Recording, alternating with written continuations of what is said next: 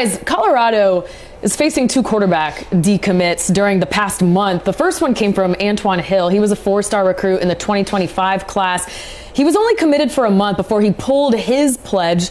He originally picked Colorado from a list of 28 offers that included Bama, Florida State, and Georgia.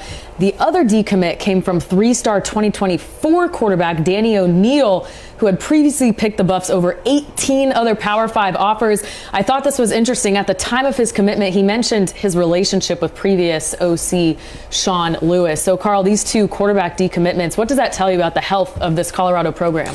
It doesn't really say anything to me. Danny O'Neal was a guy that Sean Lewis was really connected to, and his relationship with Sean Lewis, obviously, when he decommitted to Colorado, he immediately went to San Diego State. He was a guy that Sean Lewis coveted. I think that it would have said more if he would have transitioned to another Power 5 school, but that group of five was more in his wheelhouse. He's a really good high school quarterback, but he did end up with the guy that he ultimately wanted to be with. From a standpoint of the quarterback in the 25 class, I just think the way that recruiting is right now with the transfer portal and commitments, that's a very long time away. Most coaches right now are not even really addressing the class of 25. Look at all the flips that we're having today.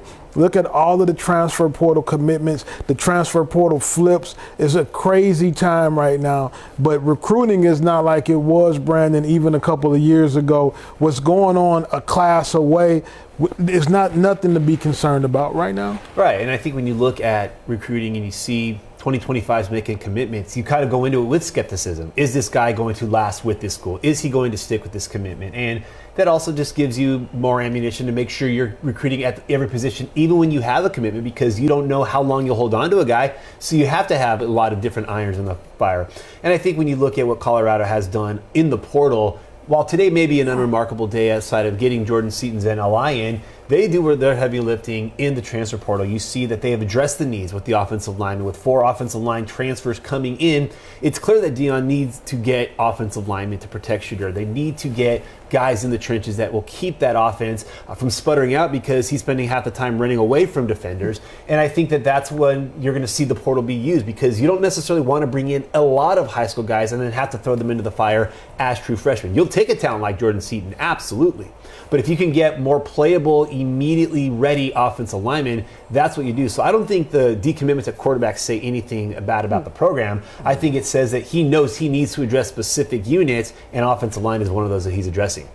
By the way, three-star running back Jamaris Wilder from the 2025 class also decommitted, leaving the Buffs with no commitments in that cycle. You mentioned the offensive line, Huff. We'll get into that in just a minute, but I want to stay on quarterback just for one more minute here. We can assume Shedeur plays for another year before headed to the NFL. I'm looking at the transfer portal class. Destin Wade, a transfer from Kentucky, is coming in. He's a three-star. If there's no, young players committed yet, what are some options for the future at quarterback? Well, I think a lot of these transfer quarterbacks are not wanting to come in and sit. When you look at a guy like Dante Moore, that's unique.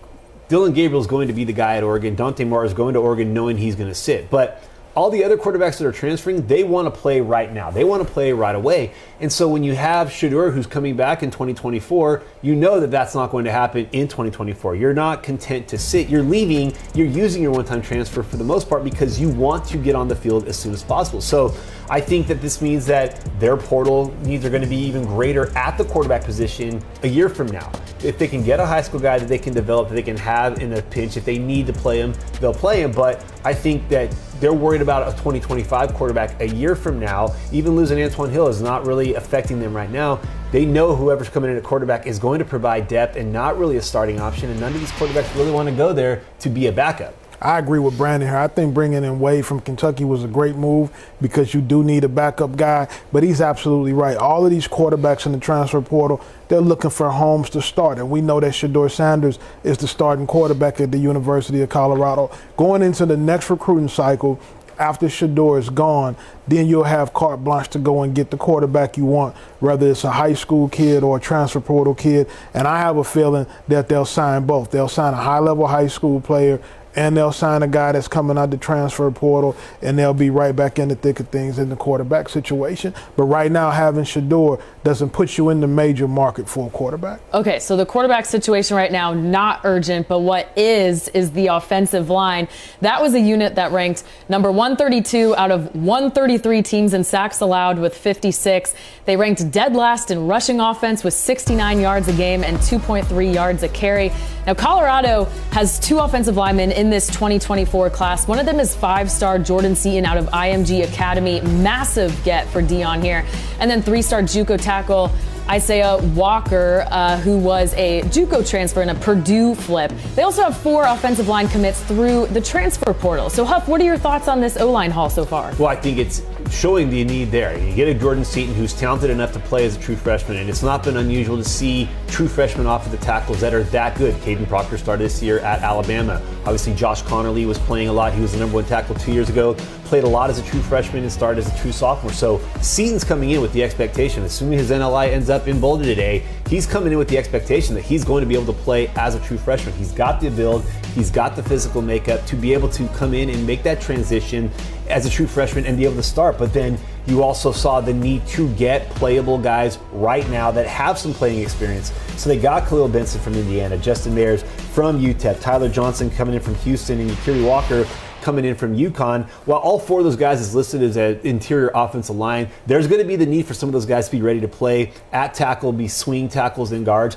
But it's clear that Deion sees the need to address the offensive linemen, and so that's why they have been so heavily invested in portal offensive linemen, because those guys are coming in ready. You don't need 2 to 3 years to develop them. You don't have the time to give them 2 to 3 years to develop. You're bringing those guys in, and the big reason they pick Colorado is because they know there's an opportunity to play right away. Well, you're talking about addressing your major need in the program. When you think about Deion Sanders the last couple of years, you think about Travis Hunter when he flipped him from Florida State. You're thinking about last year with Cormani McClain, flipping him at the last minute. Now you start to talk about the interior, the offensive line. Games are won in the trenches, and he has addressed those needs through transfer portal and through getting big-time high school recruits. Everybody knew that there was a big need on the offensive line at the University of Colorado, and that need has been addressed, and it will continue to be. I still think that they're going to bring in a couple more offensive linemen. They'll need as many reinforcements as possible. You have to protect your franchise quarterback, and you have to be able to run the football, and those big boys up front, they give you the opportunity to do that. All right, so Deion's 2024 recruiting class currently ranks 65th in the nation with only 9 commits. However, his transfer portal class is number 1 with 16 commits. Guys, obviously he made history last year through the transfer portal and that complete overhaul of the Buffs roster. Carl, how reliant on the transfer portal do you expect Prime to be this year?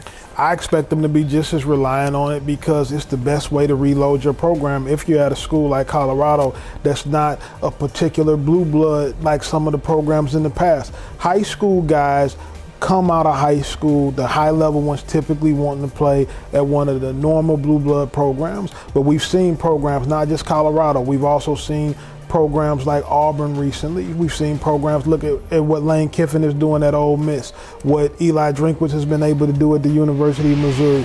You can get guys on the second go round in recruiting with the transfer portal. They're not as particular about location, and some of the pizzazz that these schools have in the recruiting process. So I think the transfer portal for schools like the University of Colorado, for schools like Ole Miss, is a tremendous way to build your program and your roster.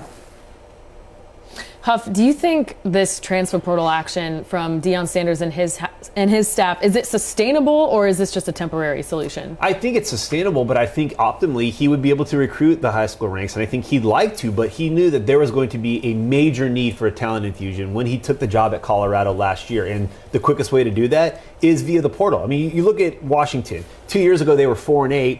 They went into the portal a little bit, but to get a quarterback like Michael Penix, and they're 11-2, and now they're playing for a playoff spot, or they're in the playoffs playing for a spot in the national championship at 13-0. When Lincoln Riley got to USC, 4-8 the year before, they go 11-3, have a Heisman Trophy winner by using the portal. So Deion is clearly showing that the portal can help you fix those immediate needs.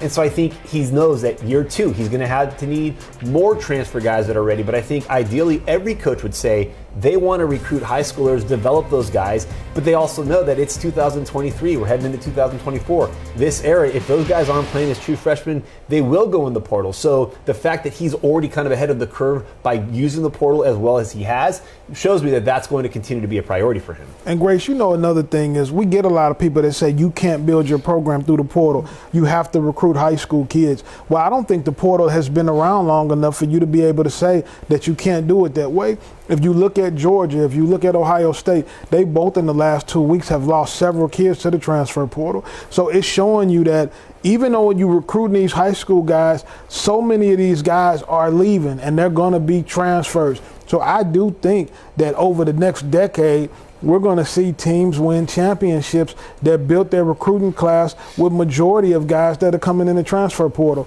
And when you deal with recruiting, most of the college coaches at the high level are recruiting more transfers than they are high school guys, with the exception of a few of the blue bloods whose programs are the exception to the rule.